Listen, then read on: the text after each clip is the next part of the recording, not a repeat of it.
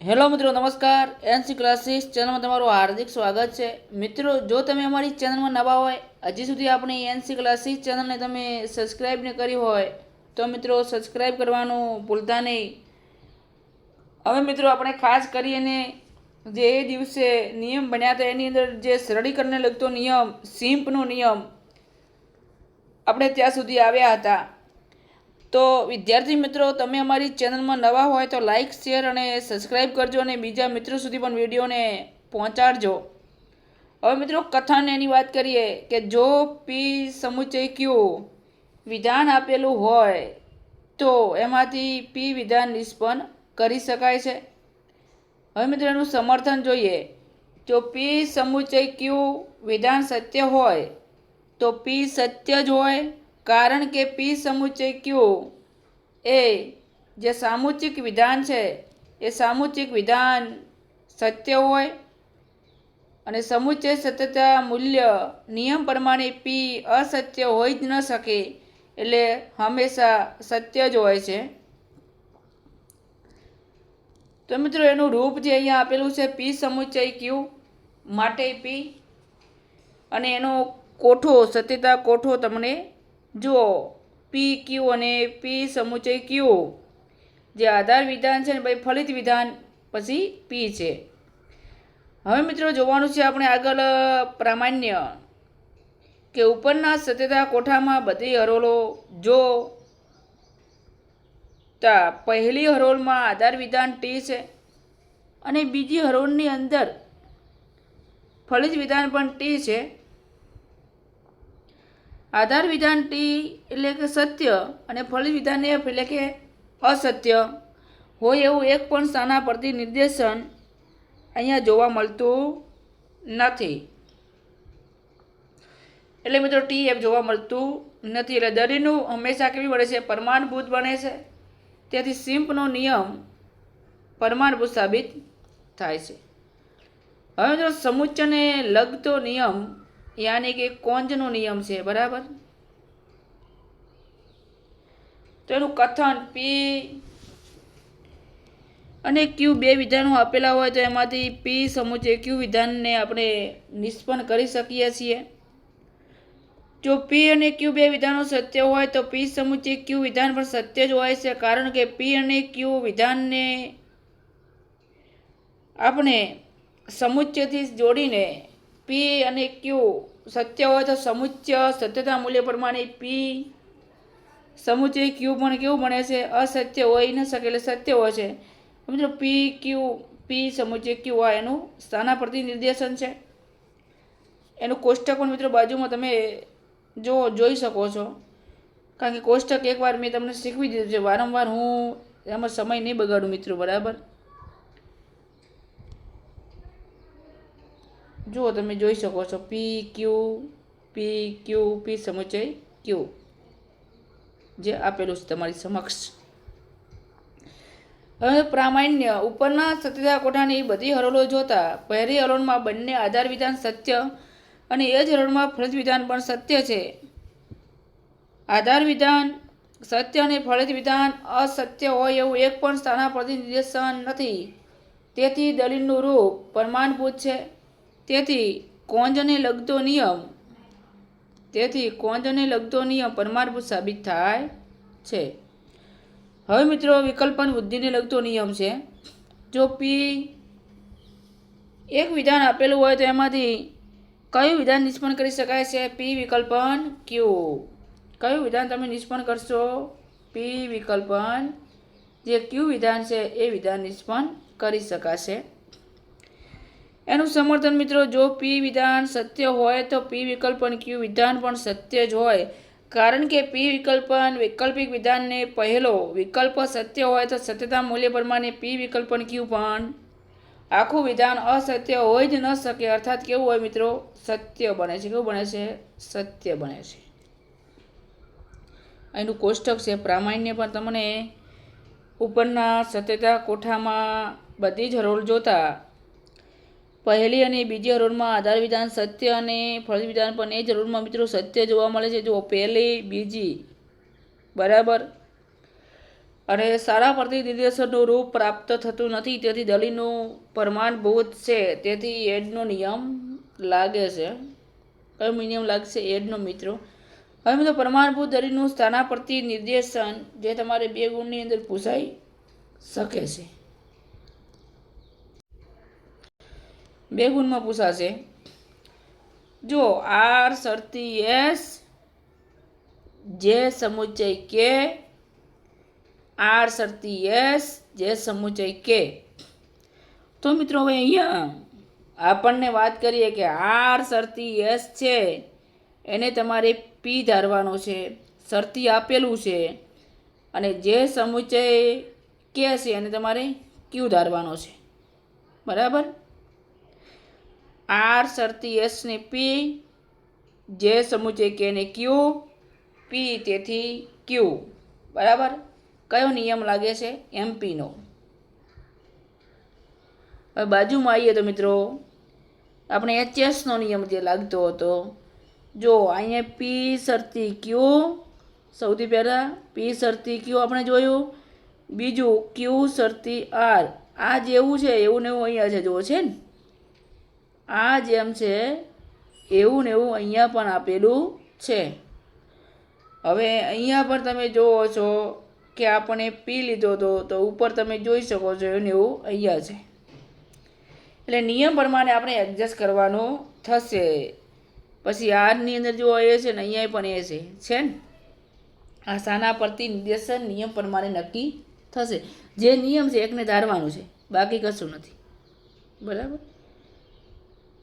હવે અહીંયા તમારે ખાલી જગ્યાઓ પૂરવાની થશે. હવે ઉપરનું એને પી ધારવાનું છે. બરાબર. આખું વિધાન પી ધારી દેવાનું, સંપૂર્ણ કાઉન્સ પણ ભેગો લેવાનો થશે. અને અહીંયા વાત કરીએ તો એ જે છે એવું એવું વિધાન અહીંયા નીચે છે, એટલે પી વિકલ્પન છે. તો આપણે જે સમુચ્ચય કે એ બંને મુખ્ય કારક વિકલ્પન છે એની અંદર, તો આપણે એક એડને લગતો નિયમ છે કે પી, તેથી પી વિકલ્પન ક્યુ. જો અહીંયા લખેલું છે, સંપૂર્ણ માહિતી તમારી સમક્ષ છે મિત્રો, ચિંતા કરતા નહીં. એવી રીતે આપણે સિમ્પનો બનાવ્યો છે, પી સમુચ્ચય ક્યુ. બરાબર. ક્યુ, પી સમુચ્ચય ક્યુ, તેથી ક્યુ. અહીંયા જેવું છે એવું અહીંયા પણ છે. બરાબર છે ને, જોઈ શકો. હવે જુઓ તમે. હવે મિત્રો દલીલ પ્રમાણભૂત બને તેવી રીતે ખાલી જગ્યાઓ પૂરવાની છે આપણે. બરાબર. જે સ્થાનાપર્તિ નિર્દેશન આપણે લખ્યું, હવે એની ખાલી જગ્યાઓ પૂરવાની છે. બસ. આપણે નિયમ લખતા હતા પણ હવે નિયમ નથી, એ સ્થાનાપર્તિ નિર્દેશન આપણે ઉમેરવાનું છે, જે અક્ષર આપેલા છે એ પ્રમાણે. હવે જે શરતી આર તેથી કે સમુચ્ચય આર. હવે અહીંયા જે આપણે જોઈએ તો એ જેનો જે તો આવી જશે, તો માત્ર મૂકવાનું છે, આ મૂકવાનું થશે. એટલે આપણે જોઈએ કે પી શરતી ક્યુ માટે નિષેધ પી. બરાબર. એવી રીતે વિકલ્પનો છે, પી વિકલ્પન ક્યુ, નિષેધ ક્યુ.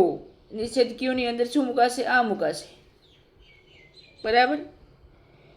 એટલે એ મુકાશે. પછી પી વિકલ્પન ક્યુ, નિષેધ ક્યુ, જે આ મૂક્યું, એટલે ક્યુ પછી પી, એટલે આપણે ડીએસનો નિયમ લાગે છે. બરાબર. હવે મિત્રો દાખલા છે. બરાબર. આ દાખલા બહુ હાર્ડ પડે કે સાહેબ, એટલે હાર્ડ નથી, તમે ના ગણો એટલા માટે તમને હાર્ડ પડે. મિત્રો તમારે કોષ્ટક આ રીતે આપેલું છે. બરાબર. સંપૂર્ણ પહેલાં તો આ છે જે આપણે રૂપરક્ષી સાબિતી, તો એની અંદર પ્રથમ આ પી બતાવે છે એ આધાર વિધાન છે. જે સમુચ્ચય એલ, બીજું આપણું આધાર વિધાન પી મૂકેલું છે, અને એમાંથી તેથી કે સમુચ્ચય એમ તમારે ફલિત કરવાનું છે. કે સમુચ્ચય એમ તમારે ફલિત કરવાનું છે છેલ્લા સુધી. એ વિધાન જે એવું અહીંયા છે ને વિધાન, એ મિત્રો અહીંયા એ વિધાન અહીંયા આવવું જોઈએ. બસ એવું ને એવું વિધાન અહીંયા આવવું જોઈએ. તો હવે જોઈએ, જુઓ કે જે સમુચ્ચય એલ, જે શરતી કે. બરાબર. હવે જે શરતી કે છે તો આપણે જોઈએ કે પી અને પી ધારવાનું છે. પી આ સમુચય ક્યુ, પી સમુચય ક્યુ બરાબર, પી સમુચય ક્યુ, તેથી માટે પી એટલે આપણે એક સિમ્પનો નિયમ છે. બીજામાં મિત્રો જોઈએ તો એવી રીતે એ જ ધારવાનું છે બરાબર. એમાં પણ આપણા બે પ્રમાણે જુઓ, અહીંયા જે છે ને તો તમારે જે અહીંયા આપેલો છે તો જે સમુચય એલ છે માટે જે બરાબર. તો એ તમે ધારવા જશો કે જે પી સમુચય ક્યુ, આ જે એટલે પી બરાબર. એક મિનિટ ફરી વાર આપણે જોઈ લઈએ, ઉભા રહો, કારણ કે થોડું બોર્ડના કારણે મિત્રો તકલીફ પડે છે બરાબર. હવે મિત્રો જે આપણે બીજું જોવાનું હતું બરાબર, બે પ્રમાણે સિમ્પનો નિયમ મૂકવાનો છે કે જે સમુચય એલ બરાબર. તો અહીંયા જે તમને આપેલો છે તો એ પ્રમાણે તમે સિમ્પનો નિયમ મૂકી શકો છો. હવે મિત્રો પછી કે તમને આપેલો છે નંબર 5ની અંદર, તો એ તમે 3 અને 4ને આધારે એટલે કે જુઓ તમારે શું જોવા જવાનું છે, કે ધારવાનું છે કે. તો કે છે જો અહીંયા કે આપેલો છે તો પી શરતી ક્યુ, પી શરતી ક્યુ, અહીંયા પી તે માટે ક્યુ, એટલે 3 અને 4નો કયો આવશે, એમપીનો આવશે બરાબર. એવી રીતે પછી તમારે એલ શરતી એમ, તો એ માટે પણ એલ શરતી એમ તમને અહીંયા આપેલું છે તો પી સમુચય ક્યુ માટે ક્યુ એટલે સિમ્પનો નિયમ આવશે બરાબર. આપણું નંબર 1 લેવાનું છે, બસ નંબર 1 લેશો એટલે પી સમુચય અહીંયા આપેલું છે, જુઓ એ સમુચય અહીંયા આપેલું છે એટલે પી સમુચય ક્યુ, જેવું જેવું અહીંયા પણ આપેલું છે એટલે ક્યુ એટલે સિમ્પનો નિયમ બની જશે. એવી રીતે મિત્રો તમારે આ ખાસ કરીને લખવાનું છે. બીજો પણ દાખલો એવો જ છે મિત્રો, જે 3 ગુણની અંદર એ પણ પૂછાય છે, આ પણ 3 ગુણની અંદર. હવે જો આની અંદર મિત્રો આ બંને દાખલા છે, એક સમજાઈ દઉં બરાબર, ધ્યાન રાખજો થોડું. હવે મિત્રો તમને રૂપલક્ષી સાબિતી આટલી આપેલી છે, બસ વધારે નહીં આપેલી હોય તો તમારે તારવાનું કે પહેલાં પી શરતી ક્યુ મૂકવાનું બરાબર, બીજું પી સમુચય નિષેધ ક્યુ મૂકવાનું, અને ત્રીજું વિધાન આ બંનેમાં પી પી કરી અને ત્રીજું વિધાન અહીંયા મૂકવાનું બરાબર. એ મૂકશો અને જે પેલો રીત મેં શીખવી હતી એ પ્રમાણે તમારે ચાલ્યા જવાનું છે બરાબર. જોઈ લો. હવે પી સમુચય ક્યુ હોય જુઓ અહીંયા મેં ઉતાર્યો બે પ્રમાણે ઉતાર્યો છે કે પી સમુચય ક્યુ માત્ર આટલું જ આપેલું હતું બરાબર. આ મેં લીધું છે તો પી સમુચય ક્યુ માટે પી, તો આ પી જે છે ને આ પી એ પી આપણે નીચે લાવ્યા બરાબર. હવે 1 અને 4નો એમપીનો નિયમ જોવા જઈએ ને બરાબર, તે કઈ રીતે મેં લીધો છે, 1 અને 4 એમપીનો નિયમ જોવા જઈએ તો મિત્રો કઈ રીતે આપણે લેવામાં આવ્યો છે, તો ક્યુ છે તમારે ક્યુ જોવા જવાનું છે કે પી શરતી ક્યુ, પી શરતી ક્યુ. પછી તમે 1માં આવશો એટલે જો એ પી શરતી ક્યુ અહીંયા છે મિત્રો, એક મિનિટ હું અહીંયા પેલું કરી દઉં, આપણે ઉપર જતા રહ્યા કે પી શરતી ક્યુ બરાબર, આ 1ની વાત કરું છું. પછી પી શરતી ક્યુ માટે ક્યુ આવેલો છે બરાબર, અને અહીંયા પી આપેલો છે તો 1 અને 4નો કયો નિયમ લાગે, એમપીનો. હવે મિત્રો આપણે બોર્ડની અંદર દાખલા લઈને આવવાના છીએ બરાબર, ચિંતા કરતા નહીં ટૂંક સમયની અંદર. અને એની પહેલાં ચોથું ચેપ્ટર પણ આપણે શરૂ કરવા જઈ રહ્યા છીએ. એની પહેલાં ચેનલમાં નવા હોય તો લાઇક શેર અને સબસ્ક્રાઈબ કરવાનું મિત્રો ભૂલતા નહીં. અને ફરી નેક્સ્ટ વિડીયોમાં મિત્રો મળીશું. જય હિન્દ, જય ભારત.